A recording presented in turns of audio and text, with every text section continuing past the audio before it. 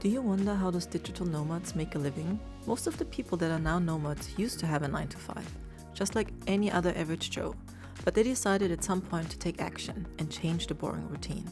And that is proof enough that you can do it too. Look at me. I'm an average girl from Europe and I've been a digital nomad for almost 5 years now, all while still making money. 6 figures to be exact. Revenue, not profit, but hey, that's not bad. In this video I break down how I went from desperate employee in London, working the boring 9 to 5 and having someone else define my salary, to working from Spain, Thailand, Indonesia, Portugal, Mongolia, all while still earning a living. And no, it was not easy, but yes, it's absolutely worth it. And once this digital nomad life becomes your normal, you wonder why anyone is choosing to live the average life, so let me explain you how I did it. I used to think that life was all about climbing the corporate ladder. And of course I believed that. I was raised to live the average life, or how my dear friend Devin calls it, the checklist life. It's a life where you're expected to check the following boxes. Go to school, get a degree, get a job, find a man, get engaged, buy a house, get married, have kids, get a dog. You know the drill. You have heard this story over and over again. And I never questioned this. I never questioned if I wanted this life or not. Until one day, shit hit the fan. I worked at a startup in London and I used to love London. I used to love this life. I loved the bus. I loved the business of the city. And after a couple of years, when I worked myself from an intern where I made £20 a day, and just for context, back then the bus for me to get to work and back home was £6. So yeah, I don't know how I survived. But eventually I got a job in a startup and I became head of design. And I thought life was great. But then suddenly the investors committed fraud. And our CEO did not know how to deal with it. He didn't communicate with us. None of us knew if our jobs were safe. And from there, it started to get really horrible in the office. I dreaded to hear the alarm in the morning. I knew waking up and the alarm rang and the first thing that popped to mind was like, fuck, I have to go to work. And it was so draining, just the thought of me having to wake up, brush my teeth, shower, get onto the tube, go to work and spend my whole day there in this weird, uncomfortable environment. I just really dreaded it. And even though I loved London so much, I just knew I couldn't continue like this. Climbing the corporate ladder led me to a rooftop without a view, and the only thing you could find there were just more corporate ladders to climb. You would never arrive at the top unless you create the top. You'd always have people ahead of you, you'd always have a manager, you'd always have a boss. You would have to negotiate your salary instead of defining what you want to earn. You would have to ask for annual leave instead of just taking it. I realized the corporate ladder was a scam, and so was the checklist life. Every day in the office sucked, and the CEO was avoiding us because he just couldn't deal with conflict. And every time, as soon as he left the room, we would open our tabs with all the LinkedIn jobs that we would apply for, including me. Even though supposedly my role was safe at the time, because we soon found out that another bigger agency would probably acquire us. For context, it was an AI company, and that was in 2018. And for some reason they thought they will keep my job, but not from the marketing girl, not from the sales guy, but they would keep me because I was doing UX design. Actually, I was the head of design, but also I was the only designer. But they wouldn't want the whole team, they just wanted the development team, which was me, the CEO, and our developers over in India. And it just felt so icky to me because I was the most recent hire. I only worked there for like 2-3 months when this whole thing happened. And also I wanted to move to a startup because there you have some sort of leverage, you have some sort of a control. When you go to a very big corporate company, you're just a tiny little cog in this whole system. And I didn't want to do that. So I decided to quit. And what happened from there just blew my mind. And it wasn't an easy decision, but at the same time, I just knew I couldn't go on like this. And looking back, this was the best decision I made in my entire career. Suddenly, I would earn as much in 1 week as I would normally earn in a whole month. Now I'm traveling full time. I'm sitting in Chiang Mai in Thailand as I'm recording this. And no, I'm not a travel blogger. I'm not a YouTuber. I mean, at least yet. I mean, you found this video, so I am somehow on YouTube, but I'm not the typical like millions of followers and you get free hotels and stuff like that. No, I'm not. I'm just an average freelancer. I'm going to tell you exactly how I did it. I'll tell you how long it took, things I wish I could go and tell my younger self. But unfortunately, I can't do this. But what I can do is I can tell you all of these things now. so you don't have to do the things the hard way like I did. You probably heard this quote, whether you believe you can or you can't, you're right. So let's start with one of the most important things when you want to make a living for yourself, and that's your mindset. Your mindset is so important. People talk about manifestation and vision boards and all these kind of things, but the most important thing, and no matter if you can actually manifest things or not, you have to have the mind that believes that you can.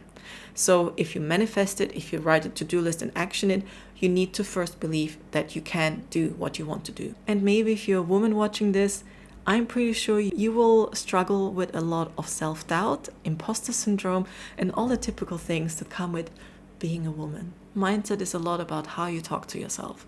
So let me tell you a few things that will hopefully improve how you talk to yourself. So one of the colleagues I had at that startup, while we were all working on our LinkedIn profiles and stuff, there was this one job advert where I was looking through the bullet points of the requirements and I wasn't sure if I should apply for it. And Ed, the colleague back then, I asked him, do you think I can do this? And he looked at the job description, leaned in, and like within 2 seconds, he was like, yeah, you can. And I was like, what? And he said, well, it's head of design. You already are head of design. And I said, well, yeah, but I'm the only designer there. I think they expect me to manage a team. And then he said, well, the first bullet point is creating a design system. You created our design system from scratch.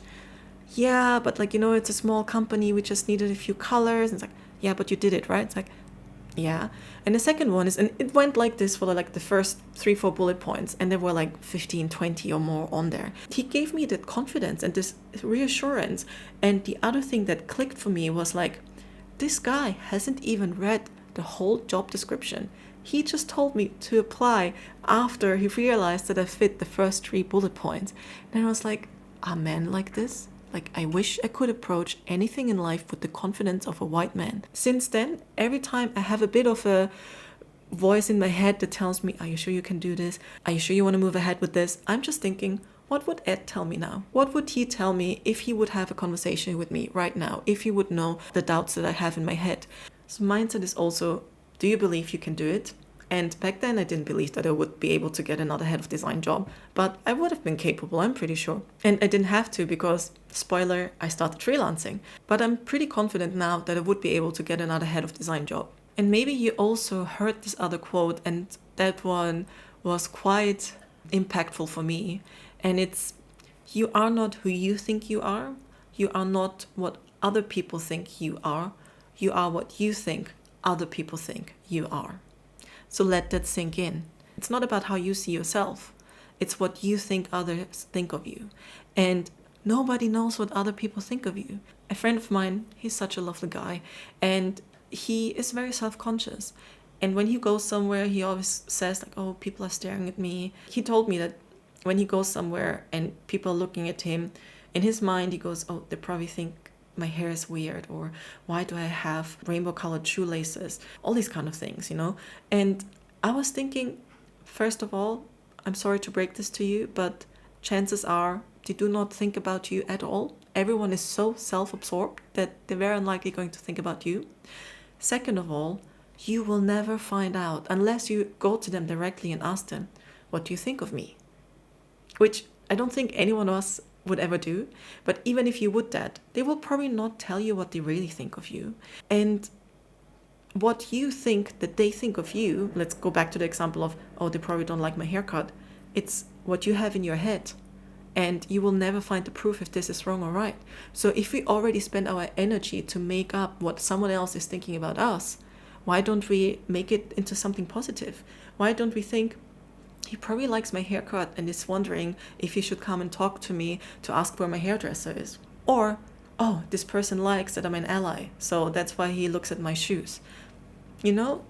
Exact same result. He just walked into a room. He has no idea what the people are really thinking, but he could turn it into something positive, which would make his day much better, which overall would make his life much better and his self-perception. So next time you go somewhere and you wonder what other people are thinking about you, and first of all, you shouldn't worry about that because most of the times they don't think about you and it doesn't really matter. But if you spend the energy to do that, at least make up a story that's positive about you. So yeah, how did I change my life and went from a very desperate, sad, frustrated, almost depressed employee in London to someone who works fully remote and pays for my own travels? I started freelancing. I created my own business. I created a business that fit my life, that fit what I wanted to do with my life, what I wanted to create. I didn't think of how can I serve this company. I was thinking, okay, what does a company need to do so that I'm able to do what I want to achieve in life? Because I don't think we are meant to work. We are not meant to have this checklist life. And of course, if you want to tick all the boxes there, go and do it. But also think first, do you want to tick those boxes?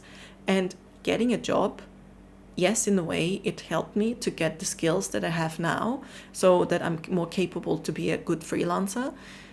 But I could have freelanced straight out of university. I could have freelanced straight out of school. I did have the opportunity to get a part-time videography job. And looking back, I'm really sad that I didn't pursue it because I still could have gotten a permanent job after this if it wouldn't have worked out. Who knows? Like now, my film talent is in these YouTube videos and I hope you enjoy it. And for me, it's fun to play around with it.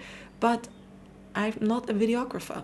I'm not someone who goes to amazing film sets and with big productions. And maybe in a parallel universe, this is what happened. In a parallel universe, maybe I said yes to that gig and I would have started as a freelancer. And who knows, maybe it would have gone really bad because back then I was like 20. I had no social skills, yes, but I was awkward. I had no confidence. So maybe it was for the better that I didn't start freelancing at that age. But you don't have to tick the get a corporate job, climb the corporate ladder checkbox. You can do it, gain experience, and then you've done it, move on to the next thing and start freelancing. Maybe you want to have your own business into your own personal checklist. So after mindset, it's about confidence and courage.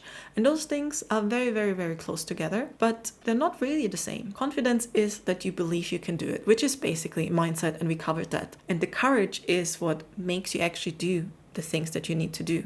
Because not everything is easy and some things will feel awkward, especially at the beginning. And I think that confidence will not bring you to, but the courage will make you do it, is to take action. And the reason why you need both confidence and courage is because you need to take action. You need to be courageous enough to take the action, but also confident enough that it's going to lead to the outcome that you want. And people always say like, oh, take action. What is the action? Well, when it comes to freelancing and traveling the world, it's pretty easy. Quit that job, quit anything that ties you down to a location, which is your rental agreement, your apartment, sell all the stuff that don't fit in your suitcase and buy that flight ticket, buy a one-way ticket. But for all of these things, you need some money. And you don't need all the money in the world. You don't need to be rich, but you need to be aware of how much this lifestyle is going to cost you. And if, like me, you were initially living in London, most of the rest of the world is going to be much cheaper than London. So this lifestyle is going to save you a lot of money. If you are from a place like Thailand, then maybe becoming a digital nomad is a little bit more expensive because unfortunately the base income in Thailand is a bit lower, or massively lower than, let's say, if you're from the US. But being a freelancer, you have control to change that. When I started freelancing, I had some money saved, but not a ton. But I knew it was enough to get started with what I wanted to do. Also, I made way more money freelancing than I did as an employee. As soon as I got my first freelance gig, I made in 1 week as much as I did in 1 month. So if you think about this, after 1 month of work, I would have earned as much as before in 4 months. My first freelance gig was a UX design gig, and it would have been a 6-month contract that paid me £350 a day. Yeah, so you can do the maths. And for 6 months, if I would have been paid that, not taking any leave, I would have been able to not do anything for the rest of the year for the other 6 months. Unfortunately, that company had a similar issue with the investors, and they didn't commit fraud, but they pulled out. And what often happens when they hire freelancers is the freelancers are the first people that have to go. So in a way, maybe it would have been safer to be a corporate employee at that company that hired us as freelancers, but it was also a good wake-up call. Because I just had one client and I made my whole business depend on one client. But to come back to the money topic, shit happens. There will be things out of your control and you need enough savings to cover that. So build a shit happens fund, as my dear friend Mara calls it. You need a backup cushion because there will be things that just go wrong, and it's always good to have some money in cases like that, and have it in a separate bucket so that you know, okay, this money is specifically for this purpose, so if shit hits the fan, I can have access to this. Motivation. That's the next important thing that needs to happen. You need to be motivated enough to actually do all of the steps that I mentioned before, to quit your job, to buy that flight ticket, do whatever it is that you want to do, to create a career that fits around your life. So how do you get the motivation? Maybe you heard of this analogy that, let's say you have to get somewhere in the next 5 minutes and it's only around the corner, you're definitely gonna walk. But if you would have to get somewhere that's like 5 kilometers away in the next 5 minutes, maybe you will get a motorbike, or you'll ask a friend to drive you there quickly. If you have to get to another country in the next 5 minutes, how are you going to do that? Are you going to be able to quickly jump on a plane? So and it depends also what is at the location. Let's say someone in your family is very ill and maybe they just have 1 or 2 hours to live. Which vehicle are you going to choose? Are you going to walk there? Are you going to drive there? Or are you going to take a plane there? It will depend on how far away they are from you. But there are so many different factors to it. But the main point is you have a goal to get there. You have a reason to get there in an urgent time. There is some pressure. But unfortunately, for many of us, sometimes situations are not ideal, but they're also not terrible. It's the type of situation where maybe you're in a relationship that he doesn't hit you, he might forget your birthday, but he washes up, whatever it is, you deserve someone better than that, but that's a different story. If this person would suddenly start to be very abusive, you would want to run, right? You're not just going to walk, you will run as fast as you can. And often we are in situations that are not that bad, but aren't ideal. And for me, it had to be this horrific office situation where everyone was just waiting for 5 p.m. so they can get up and leave. And this very uncomfortable, nobody talks about the big elephant in the room. And yeah, that was just the waking up in the morning and feeling so I don't want to go to work, That for me was the accelerator that made me decide I'm going to take the plane. I'm not going to just walk. And that's when I quit my job. So find that motivation for you. And if you don't have that motivation, I'm not saying you have to rush, you don't have to run, but make the choice and take the action that there is something better out there. There is something better out there than what you have right now. The stupid comfort zone.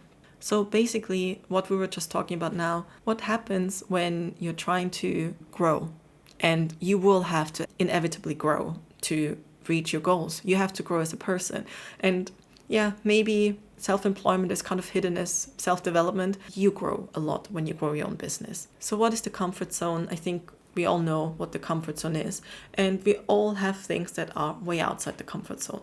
For many people, it's public speaking. For me, it used to be doing a YouTube video like this. But now you're watching this, maybe you think oh, you seem very confident. And yeah, it's recorded. I can cut out any awkward things that I'm saying. I can re-edit things. So it's easy, But would I be able to do this whole conversation live in front of a big audience? Maybe, maybe not. But this is my stretch zone. Maybe you came across Dr. Julie Smith, and she's quite famous on TikTok, Instagram. And what she does is she is a psychologist, therapist. I'm not sure what her credentials are, but she basically does these very short form videos and explains different things about how our mind works. And she talks about the comfort zone. And she was saying that if you imagine the comfort zone, let's say this is your bubble, it's everything that you know, that you like, that you feel comfortable doing. And it can be things like calling your mom. You are comfortable to ride a car. You are comfortable to order a coffee in the supermarket. That's your comfort zone. It's very easy to do those things. You don't need much motivation or much of a push to do those things because they're comfortable to you. Anything that's outside of that is considered panic. So she was let's call it the panic zone. So for example, maybe public speaking is in your panic zone. Maybe you're oh my God, I cannot imagine publicly speaking in front of other people on a stage. For some people, it's going on a platform because they're afraid of heights. That is in their panic zone, which maybe for some people is completely in the comfort zone, but for others, it's in the panic zone. But the other thing that Dr. Julie Smith mentioned is the stretch zone. And it's kind of the space in between the comfort zone and the panic zone. So if you talk about public speaking, for example, talking to your friends is in a comfort zone. You don't think about it, you do it all the time. Having a TED talk would be massively in your panic zone. But maybe you can talk in front of a school.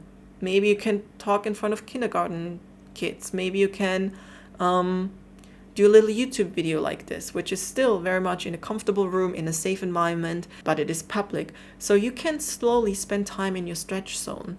And the more time you spend in that stretch zone, the more you do something that's a little bit out of the comfort zone, but not panicking you, the more it will become your comfort zone. This is not the first time I'm talking to a camera, but this is not my first YouTube video. I also started a podcast, and that definitely helped. And the first ones were like so far off out of my comfort zone. I remember the first ever episode that I recorded was with a friend, so it was a very casual conversation. But the time from recording it to publishing it, that was like 6 months. It was 6 months of me avoiding the discomfort, the panic, until I realized, actually, no, it's in the stretch zone. You can just publish it. Nobody is going to find this video because you're no one in the internet. And now I have no problem at all talking with the camera, showing my face somewhere. I also improved my communication skills a lot. I'm still having filler words and I'm saying and like, but by far not as much as I used to. And that's because I expanded my stretch zone. Now talking to a camera is part of my comfort zone. Well, it's not really comfortable. I would still say it's in the stretch zone, but it's a little bit more inside it's like almost comfortable. So what should you do?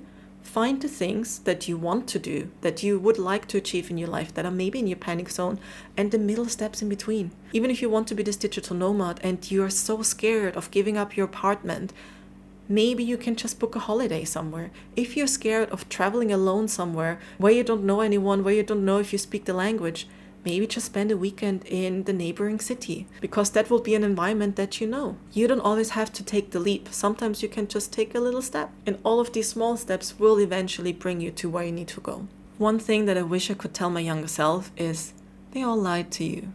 This whole safety of a corporate job, it's not really true. Like, if you think about it, is it safer if you lose the one job that you have, or when you're a freelancer and you have 3-4 clients, one of your clients drops out and you still have 2-3 clients left? What's safer? So no, a corporate job, an employment is not necessarily the best thing for you. Also, I think nowadays when we see how many people are laid off at Facebook, Spotify, Amazon, all these big companies, why would we think that the corporate job is safe? And there are statistics that more and more people are going to be freelancers in the future, and I see why. There are so many more opportunities, and you can build a career around your needs, around how you want your life to be. The other lie that they tell you is just climb the corporate ladder and you're going to be rich. How much are you actually going to increase your salary when you keep working? How much do you get? 5%? 10%? There are some contracts that by law you have to get a certain percentage of salary increase, but it's not really that much. And again, you're not in control. Yes, you can do a good job, but you will have to go and ask someone, can I get a pay rise? You're not in control to get more. And the biggest you could probably get is 10%. And maybe you can swap jobs. Maybe you can go to a different company and negotiate a good start base. But from there, again, you will just get 10% and 10% if things go really well. However, when you're a freelancer, yes, you can pay yourself a salary, you can pay yourself dividends, you can do things with expenses. But the good thing is, if you need money, if, for example, you just want a month off, I can just pull £5,000 as dividends from my company. Done. Yes, I will have to pay tax on it and stuff, but I can just give myself this bonus. I don't have to ask anyone. I transfer myself this money. And of course, you have to manage your finances. You need to make sure that you have enough cash flow and things like that. But would you be able to go to your employer and say, I want to chill for a month, so give me £5,000? Very unlikely. One thing that I recommend anyone to do, no matter if you want to freelance or not, is to question the checklist life. I had this ex-boyfriend. We were together for 5 years. At some point, I realized I would not want to have a child with him. I never questioned if I wanted to have children or not until I was with him. And he was not a terrible guy, but his values were very not aligned with my values. And just for context, I'm from Austria. My mother is Thai. So my mom is an immigrant in Austria. If someone from Austria would go to Thailand, they're called expats. But my mom would be labeled an immigrant in Austria because she's an Asian woman. And I grew up in Austria. I have an Austrian passport, so I'm European. And I lived in London, and I was in a relationship with this London guy during Brexit. And he actually voted for Brexit. So I knew if I were to raise a child, I would not want to raise a child with him. I would not want that child to grow up with the belief that other people are not welcome, that other people are not meant to live in this country. Just question the checklist life. Do you want to have children? Why do you want them? I'm not saying you shouldn't, but you should know why you want them. Do you want to have a house? Do you want to buy it? Or do you want to just rent? Because then you don't have to deal with if there's floods, or, you have a landlord who will have to deal with all those things. Do you want to do that? Question the checklist life. Also, think about the items that you want to add. Maybe it is check buying a house, but maybe it's also check owning your own business. So when it comes to freelancing, you can decide all of these things. It's your own business, it's your own rates, it's your own annual leave. There will be a lot of hurdles, there will be hesitation, there will be a ton of self-doubt. A lot. The imposter syndrome, the voices that will tell you, oh, you can't do this. And also, there might be your friends and family members that will tell you, why do you do this? It's not safe. And let them say whatever they want to say. Let me tell you, as a freelancer, I made so much more money. I have so much more freedom. I have so much more flexibility, and I'm so much happier in my work life now than I ever was in any employed role. Don't take advice from someone who's never done it. Listen to someone who's done it. Talk to people who have their own business. And it's not easy. Like, freelancing is one thing, and it's hard at the beginning. Having your own business, like I also opened a co-living, which is like hospitality, and we have employees and stuff. And gosh, that's hard. It's really hard. But there are very rewarding times, and you just need to find out for yourself, do you want to do it? Ask the people who have done it. Don't listen to the people who have never even thought about going freelance, because they lose the safety, and we know now it's not really that safe. And also, the other reason why it's not going to be easy is because you will grow a lot. You will learn so much about yourself. You will learn your triggers. You will learn when your patience hits the ceiling. You will learn so much about psychology and working with clients and other things. Yeah, you will grow a lot, and growing is hard. Growing is painful. Imagine like a snake peeling off the skin every single time. I don't think that that's comfortable. Also, when we think about the last time we had a growth spurt, was most likely in puberty, and I don't think any of us really enjoyed puberty. I know I didn't. So yeah, you will grow a lot. And just as a heads up, it will not be easy. It's not easy. There are so many mindset shifts that you might still have to go through. Nobody is there to do things for you. You will not have a boss who will give you the deadline.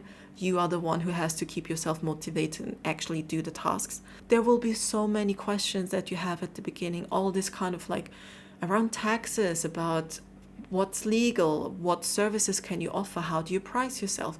There are so many things that I definitely learned the hard way, but you don't have to do it yourself. There are so many things online which can help you. It took me like 3-4 years into my freelance career until I booked myself a coach. Looking back, I wish I would have done this so much sooner. For some reason, I thought, oh, I'm a freelancer, I'm a sole trader. That was before I had my limited company. But I felt like, oh, it's my business, I have to do it. And yes, you are the one who has to do the main things, but you don't have to do it alone. Get a community of fellow freelancers. I do have a Discord channel, so if you want to connect with other freelancers, you can use that. I'm not really active on it, but maybe that's a first step. It's completely for free. Find other people who do what you want to do. The sooner you expose yourself to others, the more you will realize what's possible. You will learn from them. They will give you a lot of guidance. Just put yourself out there. There are also a lot of free resources. Like, for example, I have a podcast just for freelancers, so you can check it out here. It's called The Freelance Blueprint. And I'm basically interviewing different people from different backgrounds, different parts of the world. And the only common thread is that they're all freelancers. They started their own business. They are creating a career that works around their life.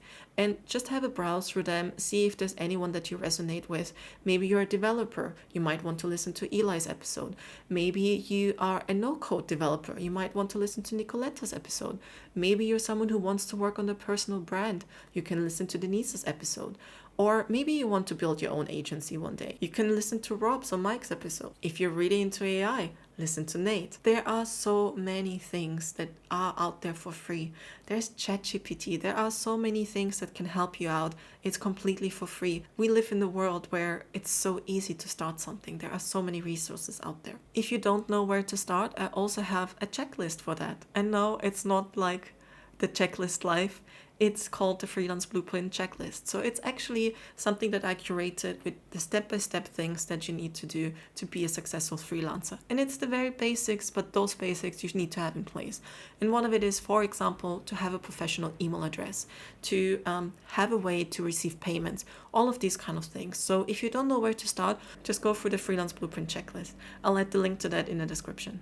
If you really want to fast track your freelance career, I highly recommend that you get a coach. And finding a coach isn't always easy because there is so much negative stuff around it, because there are so many people and there is no legislation. Like, anyone can say, I'm a coach. I'm a coach.